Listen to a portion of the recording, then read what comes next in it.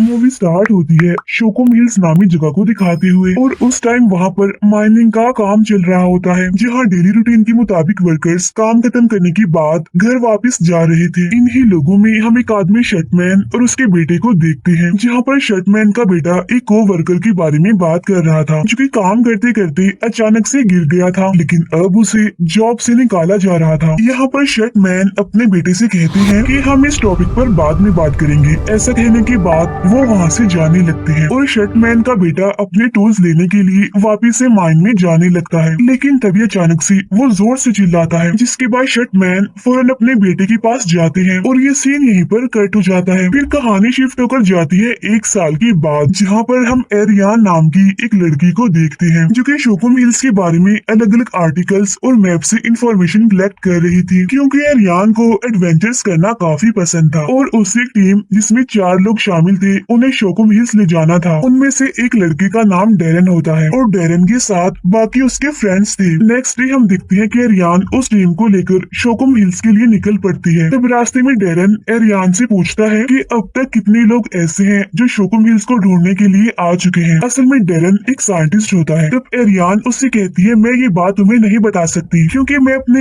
एक क्लाइंट की बात दूसरे को नहीं बताती और ये मेरा रूल है। असल में 1970 के बाद से शोकुम हिल्स को किसी भी मैप में मेंशन नहीं किया गया और शोकुम हिल्स की पॉपुलेशन का क्या हुआ इसके बारे में भी कोई नहीं जानता था। अब शोकुम हिल्स में आखिर हुआ क्या था इसी के बारे में जानने के लिए डेरन उनके साथ आया था। आगे जाने के बाद हम देखते हैं कि एरियान कुछ सप्लाईज लेने के लिए एक शॉप पर रुकती है और वो वहाँ के ऑनर से शोकुम हिल्स जाने का रास्ता पूछती है, जिस पर ऑनर कहता है कि मैंने इस जगह के बारे में आज से पहले कभी भी नहीं सुना। तब एरियान उस ऑनर को रास्ता बताने के लिए काफी इंसिस्ट करने लगती है, जिस पर ऑनर परेशान होते हुए उससे कहता है कि जहाँ से आई हो वापस वहीं पर ही चली जाओ। तब ऑनर की बात सुनकर एरियान शॉप से बाहर निकल आती है, जिसके बाद वो ऑनर वॉकी टॉकी पर किसी को बताता है कि एक मुसीबत आ चुकी है। फिर हम देखते हैं कि एरियान अपनी टीम को लेकर आगे बढ़ जाती है, जहाँ रास्ते में एक गाड़ी उससे फॉलो करने लगती है। फिर एक जगह पर पहुँचने पर वो गाड़ी थोड़ी स्लो हो जाती है। तब उसे देखकर एरियान को रियलाइज हो जाता है कि वो गाड़ी उनको फॉलो कर रही है, इसीलिए वो उस गाड़ी को डिस्ट्रैक्ट करके एक जगह पर पहुंचती है, जहां पर इन लोगों को जंगल के बीचों बीच इलेक्ट्रिक फेंसेस लगी हुई मिलती हैं। डेरन के फ्रेंड को यहाँ पर फेंसेस देखकर कुछ ठीक नहीं लगता, क्योंकि जंगल के बीचों बीच भला फेंस कोई क्यों लगाएगा, लेकिन वहाँ पर कोई भी उसकी बात पर ध्यान नहीं देता और ये लोग फेंस को पार करके दूसरी तरफ से आगे बढ़ते हैं। इसके बाद हम देखते हैं कि अब वहाँ पर रात हो गई है और इन लोगों ने उसी जंगल में एक झील के किनारे कैंप लगाया हुआ था, जहाँ पर ये सारे लोग मिलकर शोकुम हिल्स के बारे में डिस्कस कर रहे थे। इनके डिस्कशन के दौरान डेरन बताता है कि असल में शोकुम हिल्स में एक सिंक होल बनाया जा रहा था, जिसमें से शायद कोई जहरीली गैस निकली हो और वो गैस ही इस जगह को डिस्ट्रॉय करने की वजह बनी होगी। अब इनकी बातों से हम ये अंदाजा लगाते हैं कि इन सबको ठीक से पता नहीं है कि आखिर शोकुम हिल्स में हुआ क्या था। यहाँ पर डेरन का एक फ्रेंड उसकी सिंक होल वाली बात पर एग्री नहीं करता, इसीलिए अब वो रशिया में मौजूद ऐसे ही सिंक होल के बारे में बताने लगता है। असल में रशिया ने पूरी दुनिया का सबसे बड़ा बोर होल साइबेरिया में बनाया था, जो कि तकरीबन 1 माइल्स तक गहरा था। उस बोर होल में जब एक माइक्रोफोन डाला गया तो वहाँ से अजीब तरह की आवाजें सुनाई दी गई, काफी डरावनी आवाजें, जैसे कि कोई चिल्ला रहा हो। तो रशिया को देखकर ही अमेरिका ने भी शोकुम हिल्स में ये बड़ा सा होल बनाने का फैसला किया। अब उसकी ये सारी बातें डेरन को बिल्कुल बकवास और फजूल लगती हैं और इसी वजह से इस बात को लेकर उन दोनों में बहस हो जाती है, जहाँ पर डेरन का फ्रेंड उसे ये समझाने की कोशिश कर रहा था कि शोकुम हिल्स के डिस्ट्रॉय होने की वजह नेचुरल डिजास्टर नहीं है, बल्कि कुछ और ही है जिसके बारे में हम कुछ नहीं जानते। लेकिन डेरन तो उसकी बात सुनने को तैयार ही नहीं था। इसके बाद हम उसी जंगल में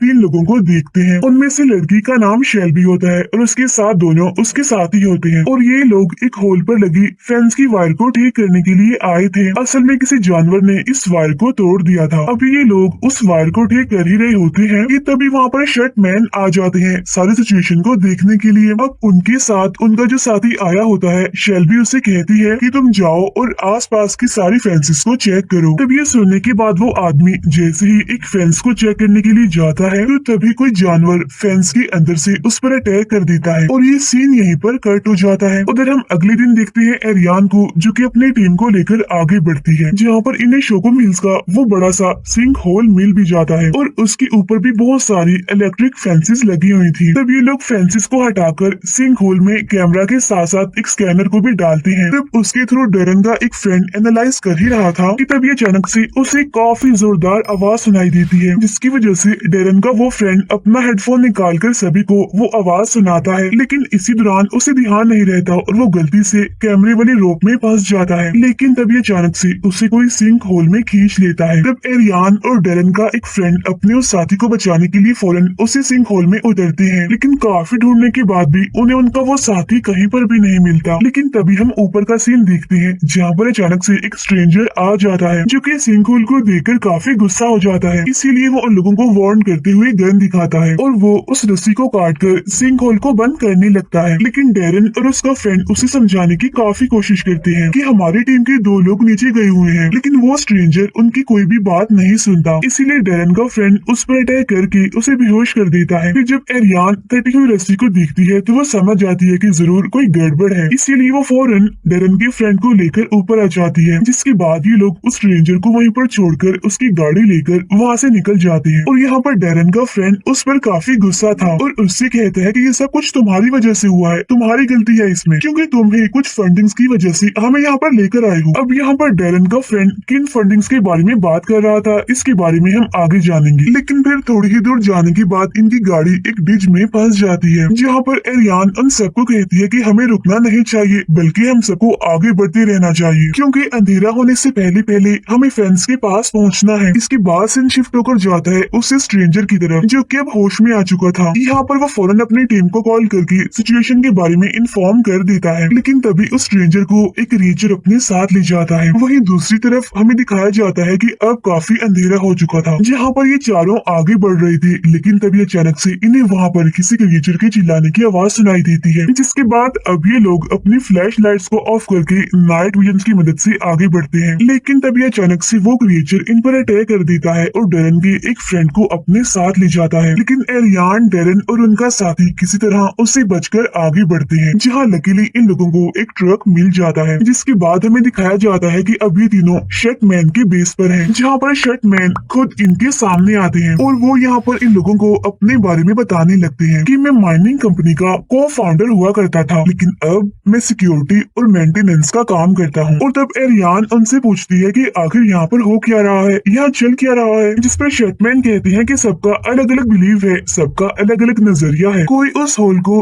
हेल का कुआं मानता है तो कोई उसे आम सा डिच कहता है। असल में उस सिंक होल में कुछ अजीब से क्रिएचर्स रहा करते थे। लेकिन फिर यहाँ पर शेल्बी उनसे पूछती है कि आखिर यहाँ पर वो सिंक होल कौन सा है जो कि खुला हुआ है। असल में शेल्बी यहाँ पर ये बात इसलिए पूछ रही थी क्योंकि एरियान का कहना था कि वो उन्हें वहाँ पर ले जा सकती है, लेकिन शटमैन ऑर्डर देते हैं कि जल्द से जल्द सारे सिंक होल्स को बंद करो। इसीलिए वो सभी लोग अपनी एक टीम बनाकर वहाँ से निकल जाते हैं। लेकिन तभी शेल्बी का एक साथी वॉकी टॉकी पर उसे इन्फॉर्म करता है कि वो क्रिएचर्स हर तरफ मौजूद हैं, इसीलिए आप लोगों की भलाई इसी में है कि आप वहाँ से ना निकले। लेकिन तभी हम यहाँ पर देखते हैं कि शेल्बी का एक साथी अपनी लाइफ यहाँ पर सेक्रीफाइस कर देता है ताकि बाकी लोग आगे बढ़ सके, जिसकी वजह से सारे क्रिएटर्स डिस्ट्रैक्ट हो जाते हैं और ये लोग मौके का फायदा उठाकर एक घर में जाकर छुप जाते हैं। यहाँ पर शेल्बी इन सभी को क्रिएटर्स के बारे में इंफॉर्मेशन देती है कि असल में ये क्रिएटर्स नॉइज की तरफ अट्रैक्ट होते हैं और इनके हाथ में एक अजीब सा टेंटिकल होता है, जिसकी मदद से ये लोगों को पैरालाइज करते हैं। लेकिन इसी दौरान यहाँ पर कुछ क्रिएटर्स उन पर अटैक कर देते हैं, जिनसे बचने के लिए ये लोग एक टनल में जाकर पहुँचते हैं। और इसी दौरान शेल्बी भी उन क्रिएटर्स को डिस्ट्रैक्ट करने के लिए उनसे अलग हो जाती है, जहाँ एरियान, डेरन और उनका साथी आगे बढ़ते हैं। लेकिन फिर थोड़ी ही देर के बाद एक बार फिर से उनका सामना उन्हीं क्रिएटर्स से हो जाता है, जिससे उनका साथी ग्रेनेड की मदद से उड़ाने की कोशिश करता है। लेकिन वो क्रिएचर उस ग्रेनेड को नीचे फेंक देता है, जिसकी वजह से वो ग्रेनेड वहीं पर ही ब्लास्ट हो जाता है। अब उस ब्लास्ट की वजह से उनके साथी को काफी चोट आती है और साथ ही साथ वो क्रिएचर उसे पैरालाइज करके अपने साथ ले जाता है। यानी अब सिर्फ एरियान और डेरन ही बचे थे, यानी सिर्फ वो दोनों ही सर्वाइवर थे। लेकिन अपने साथियों को इस तरह से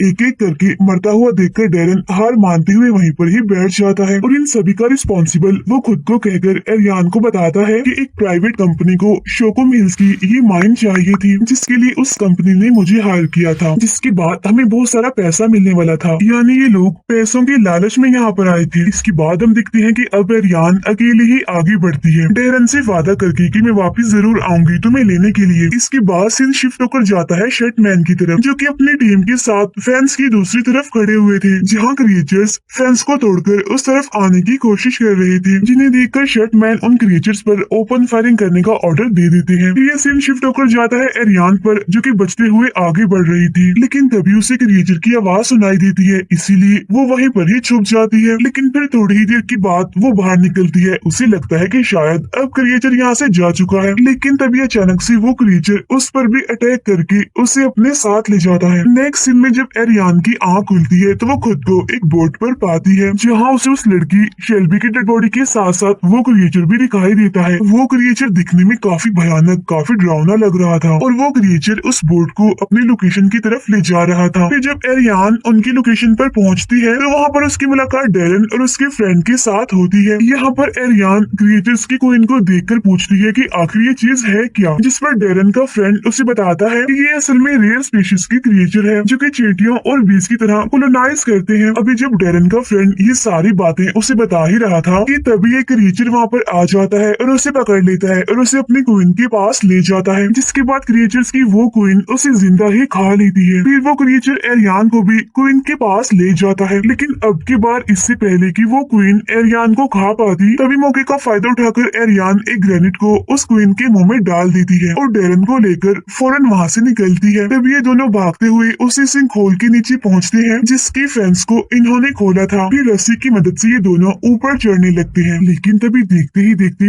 वहाँ पर बहुत सारे क्रिएचर्स इकट्ठा हो जाते हैं और जल्द ही एक क्रिएचर उन पर अटैक करने के लिए उसी रस्सी पर चढ़ जाता है। लेकिन डेरन इस मुसीबत को देखते हुए रस्सी को काट देता है ताकि वो खुद को सेक्रीफाइस करके एटलीस्ट एरियान को बचा सके। लेकिन तभी हम देखते हैं कि एक आदमी ऊपर की तरफ से उस रस्सी को काट रहा होता है, लेकिन तभी ठीक टाइम पर वहाँ पर शटमैन आकर एरियान को ऊपर खींच लेता है। उसी सिंक होल से कुछ क्रिएचर्स बाहर निकलने लगते हैं, जिन्हें ये लोग जलाकर मार डालते हैं। इसके बाद उस सिंक होल को बंद कर दिया जाता है। यहाँ पर शटमैन एरियान से पूछता है कि तुम्हारी टीम का क्या हुआ, वो सब कहाँ पर है, जिस पर एरियान दुखी होते हुए बताती है कि मेरी टीम के सारे लोग तो मारे गए हैं क्रिएचर्स के हाथों और बस लकीली मैं अकेली ही बच पाई हूँ। इसके बाद हम देखते हैं कि शटमैन एरियान को अपनी गाड़ी में ले जाता है, जहाँ पर वो एरियान को बताते हैं कि वो क्रिएचर मेरे बेटे को ले गया था, यानी कि शटमैन का वही बेटा जिससे हमने मूवी के स्टार्ट में भी देखा था। फिर शटमैन कहते हैं कि उस इंसिडेंट के बाद से ही मैं उन क्रिएचर से लड़ता आ रहा हूँ ताकि मैं अपने बेटे की मौत का बदला ले सकूं। तब शटमैन की ये बात सुनकर एरियान उनसे कहती है कि उन क्रिएचर्स के बारे में आपको लोगों को इन्फॉर्म करना चाहिए, जिस पर शटमैन कहते हैं कि अभी दुनिया के लोग उन क्रिएचर्स के बारे में जानने के लिए तैयार नहीं है। इसके बाद फिर शटमैन एरियान को इस जगह पर उनके साथ रहकर उन क्रिएचर से लड़ने का ऑफर देते हैं। अब पहले तो एरियान इस बात के लिए मना करके गाड़ी से उतर जाती है, लेकिन थोड़ी ही देर के बाद वो एक रस्सी लेकर वापिस से गाड़ी में बैठ जाती है और कहती है कि हमें रास्ते में इसकी जरूरत पड़ सकती है, इसीलिए मैं ये लाई हूँ। यानी इसका मतलब ये है कि एरियान ने उनकी ऑफर को एक्सेप्ट कर लिया है, यानी वो उनके साथ काम करने के लिए मान गई है। इसके बाद वो दोनों अपने सफर पर आगे बढ़ते हैं और इसी सीन को दिखाते हुए ये मूवी यहीं पर एंड हो जाती है। Thank you for watching.